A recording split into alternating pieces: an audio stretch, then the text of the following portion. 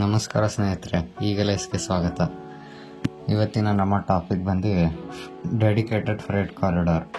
So ಇದು ನಮ್ಮ ಮೊದಲನೇ ವಿಡಿಯೋ ಆಗುತ್ತೆ, ರೈಲ್ವೇಸ್ ಮತ್ತು ಇಂಡಿಯನ್ ರೈಲ್ವೇಸ್ ಬಗ್ಗೆ ಮಾತಾಡ್ತಾ ಇರೋ ಮೊದಲನೇ ವಿಡಿಯೋ. ಸೊ ನಾವು ಎಕ್ಸ್ಪ್ರೆಸ್ ಹೈವೇಗಳ ಬಗ್ಗೆ ವಿಡಿಯೋ ಮಾಡಿದ್ವಿ, ಲಾಜಿಸ್ಟಿಕ್ ಕಾಸ್ಟ್ ಬಗ್ಗೆ ಮಾತಾಡ್ತಿದ್ವಿ. ಸೊ ಮೊದಲನೇ ವಿಡಿಯೋ ಇಂಡಿಯನ್ ರೈಲ್ವೇಸ್ ಬಗ್ಗೆ ಎಂತಕ್ಕೆ ಮಾಡ್ತಾ ಇದ್ದೀವಿ ಅಂದರೆ, ಇದು ನಮ್ಗನ್ಸ್ದಂಗೆ ಎಲ್ಲರ ಜೀವನದ ಮೇಲೆ ಇಂಪ್ಯಾಕ್ಟ್ ಮಾಡುತ್ತೆ ಅಂತ ಅನ್ನಿಸ್ತು. ಸೊ ಅದಕ್ಕೆ ಈ ವಿಡಿಯೋ ನಾವು ಫ್ರೇಟ್ ಕಾರಿಡಾರ್ ಬಗ್ಗೆ ಮಾಡ್ತಾ ಇದ್ದೀವಿ. ಸೊ ಏನು ಈ ಫ್ರೇಟ್ ಕಾರಿಡಾರು ಎಲ್ಲ ಆಗ್ತಾ ಇದೆ, ಎಂತಕ್ಕೆ ಮಾಡ್ತಾ ಇದ್ದಾರೆ ಅಂತ ಈ ವಿಡಿಯೋದಲ್ಲಿ ನಾವು ತಿಳ್ಕೊತೀವಿ, ಬನ್ನಿ. ಸೊ ಈ ಫ್ರೇಟ್ ಕಾರಿಡಾರ್ ಮಾಡ್ತಾ ಇರೋದು ಬಂದು ಮೇಜರ್ ಇಂಡಸ್ಟ್ರಿಯಲ್ ಏರಿಯಾಸ್ ಅಂದರೆ ಡೆಲ್ಲಿ ಮುಂಬೈ, ಡೆಲ್ಲಿ ಕೋಲ್ಕತ್ತಾ, ಬೆಂಗಳೂರು ಚೆನ್ನೈ, ಬೆಂಗಳೂರು ಮಂಗಳೂರು, ಅದಾದ ನಂತರ ಬೆಂಗಳೂರು ವಿಶಾಖಪಟ್ಟಣಂ, ವಿಜಯವಾಡ, ಪುಣೆ, ಈ ರೀಜನ್ಗಳಲ್ಲಿ ಮಾಡ್ತಾ ಇರೋದು ಈ ಫ್ರೇಟ್ ಕಾರಿಡಾರ್. ಸೊ ಫ್ರೇಟ್ ಅಂದರೆ ಗೂಡ್ಸ್ನ ಟ್ರಾನ್ಸ್ಪೋರ್ಟ್ ಮಾಡೋದಕ್ಕೆ ಅಂತ ಹೊಸದಾಗಿ ಒಂದು ರೈಲ್ವೆ ಕಾರಿಡಾರ್ನ ಮಾಡ್ತಾ ಇದ್ದಾರೆ. ಎಂತಕ್ಕೆ ಮಾಡ್ತಾ ಇದ್ದಾರೆ ಈ ಪ್ರಾಜೆಕ್ಟು ಅಂದರೆ, ಇಂಡಿಯನ್ ರೈಲ್ವೇಸಲ್ಲಿ ಮೇಜರ್ ರೆವಿನ್ಯೂ ಬರೋದೇ ಅವ್ರಿಗೆ ಗೂಡ್ಸ್ ಟ್ರಾನ್ಸ್ಪೋರ್ಟ್ ಮಾಡಿ. ಆದರೆ ಗೂಡ್ಸ್ ಟ್ರಾನ್ಸ್ಪೋರ್ಟ್ ಮಾಡೋ ಬಿಸ್ನೆಸ್ ಈಗ ಕಮ್ಮಿ ಆಗ್ತಾ ಇದೆ.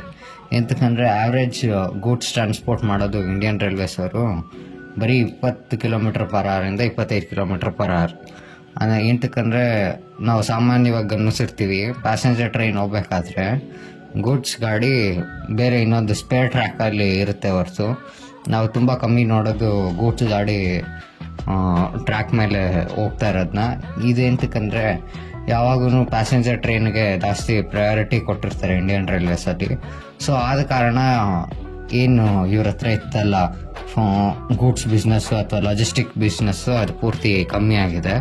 ಅದೆಲ್ಲ ಹೋಗಿ ಟ್ರಕ್ಕು, ಅದಾದ ನಂತರ ರೋಡ್ ವೇಸಿಗೆ ಬಿದ್ದಿದೆ ಎಲ್ಲ ಗೂಡ್ಸ್ ಟ್ರಾನ್ಸ್ಪೋರ್ಟೇಷನ್ನು ಮತ್ತು ಲಾಜಿಸ್ಟಿಕ್ಸು. ನಮಗೆಲ್ಲ ಗೊತ್ತೇ ಇದೆ, ರೋಡ್ ಟ್ರಾನ್ಸ್ಪೋರ್ಟ್ ಮತ್ತು ರೈಲ್ವೆ ಟ್ರಾನ್ಸ್ಪೋರ್ಟಲ್ಲಿ ನೋಡಿದ್ರೆ ರೈಲ್ವೆ ಟ್ರಾನ್ಸ್ಪೋರ್ಟೇ ನಮಗೆ ಬೆಟರ್ ಅಂತ. ಎಂತಕ್ಕಂದರೆ ಕಾಸ್ಟ್ ಎಫಿಷಿಯೆಂಟು, ಅದಾದ ನಂತರ ಕೆಪಾಸಿಟಿ ಜಾಸ್ತಿ, ಸ್ಪೀಡು ಜಾಸ್ತಿ ಇರುತ್ತೆ, ಜೊತೆಗೆ ಎಮಿಷನ್ ಕೂಡ ಕಮ್ಮಿ ಇರುತ್ತೆ as compared to trucks railways. ಎಂತಕ್ಕಂದರೆ ರೈಲ್ವೇಸ್ ಓಡೋದು ಎಲೆಕ್ಟ್ರಿಸಿಟಿಯಿಂದ. ಸೊ ಈ ಎಲ್ಲ ಕಾರಣಗಳಿಂದ ರೈಲ್ವೇಸು ಮತ್ತು ಟ್ರೈನು ಇಂದ ಟ್ರಾನ್ಸ್ಪೋರ್ಟ್ ಮಾಡೋದು ತುಂಬ ಸುಲಭ.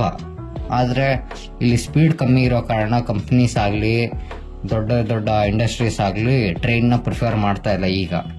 ಸೊ ಕಂಪ್ನೀಸು ಇಂಡಸ್ಟ್ರೀಸಿಗೆ ಸುಲಭ ಆಗಲಿ, ಟ್ರಾನ್ಸ್ಪೋರ್ಟೇಷನ್ನು ಕಾಸ್ಟ್ ಎಫಿಷಿಯೆಂಟ್ ಆಗಲಿ ಅಂತ ಸರ್ಕಾರ ಮತ್ತು Indian railways dedicated freight corridor ಅಂತ ಮಾಡ್ತಾ ಇದ್ದಾರೆ. ಸೊ ಒಟ್ಟು 5 ಕಾರಿಡಾರ್ ಇದೆ. ಒಂದು ಪ್ರಪೋಸ್ಡ್ ಫ್ರೇಟ್ ಕಾರಿಡಾರು 2 ಕಂಪ್ಲೀಟ್ ಆಗಿದೆ, ಇನ್ನು 2 ಅಂಡರ್ ಕನ್ಸ್ಟ್ರಕ್ಷನಲ್ಲಿದೆ. ಸೊ ಈ ಫ್ರೇಟ್ ಕಾರಿಡಾರಲ್ಲಿ 2 ಟ್ರೈನು, 2 ಟ್ರ್ಯಾಕು ಗೂಡ್ಸ್ ಗಾಡಿಗೆ ಅಂತಾನೆ ಮೀಸಲಿಟ್ಟು ಹೊಸ 2 ಟ್ರ್ಯಾಕ್ ಮಾಡ್ತಾರೆ. ಒಂದಷ್ಟು ಅಂದರೆ ಕಾರ್ಗೋ ಟರ್ಮಿನಲ್ಲು, ಅಂದರೆ ಆ ಸ್ಟೇಷನಲ್ಲಿ ಬರೀ ಈ ಥರ ಗೂಡ್ಸ್ ಟ್ರಾನ್ಸ್ಪೋರ್ಟ್ ಮಾಡೋದು, ಗೂಡ್ಸ್ನ ಇಳಿಸೋದು, ಗೂಡ್ಸ್ನ ಲೋಡ್ ಮಾಡೋದು, ಅನ್ಲೋಡ್ ಮಾಡೋದಕ್ಕೆ ಅಂತಾನೆ ಒಂದಷ್ಟು ಸ್ಟೇಷನ್ಗಳು, ಒಂದಷ್ಟು ಟರ್ಮಿನಲ್ಗಳನ್ನ ಮಾಡ್ತಾರೆ, ಕಾರ್ಗೋ ಟರ್ಮಿನಲ್ಗಳನ್ನ. ಸೊ ಈ ಪ್ರಾಜೆಕ್ಟ್ನಲ್ಲಿ ಹತ್ತತ್ರ ವೆಸ್ಟರ್ನ್ ಕಾರಿಡಾರಲ್ಲಿ 1500 ಕಿಲೋಮೀಟ್ರು, ಅದಾದ ನಂತರ ಈಸ್ಟರ್ನ್ ಕಾರಿಡಾರಲ್ಲಿ 1900 ಕಿಲೋಮೀಟ್ರು, ಈಸ್ಟ್ ವೆಸ್ಟ್ ಕಾರಿಡಾರ್ನಲ್ಲಿ 2000 ಕಿಲೋಮೀಟ್ರು, ನಾರ್ತ್ ಸೌತ್ ಕಾರಿಡಾರಲ್ಲಿ 1000 ಕಿಲೋಮೀಟ್ರ್ ಅಷ್ಟು ಟ್ರ್ಯಾಕ್ನ ರಿನೋವೇಷನ್ ಮತ್ತು ಡಬ್ಲಿಂಗ್ ಮಾಡ್ತಾರೆ ಗೂಡ್ಸ್ ಗಾಡಿಗಳಿಗೆ ಅಂತ. ಅದಾದ ನಂತರ 100 ಸ್ಟೇಷನ್ಗಳನ್ನ ರೆಡಿ ಮಾಡ್ತಾರೆ ಈ DFC ಕಾರಿಡಾರ್ ಅಡಿಯಲ್ಲಿ. ಡೀಟೇಲ್ ವಿಡಿಯೋಸ್ ಇರುತ್ತೆ ಪ್ರತಿಯೊಂದು ಇಂಡಸ್ಟ್ರಿಯಲ್ ಕಾರಿಡಾರ್, ಅದಾದ ನಂತರ DFC ಕಾರಿಡಾರ್ಸ್ ಬಗ್ಗೆ.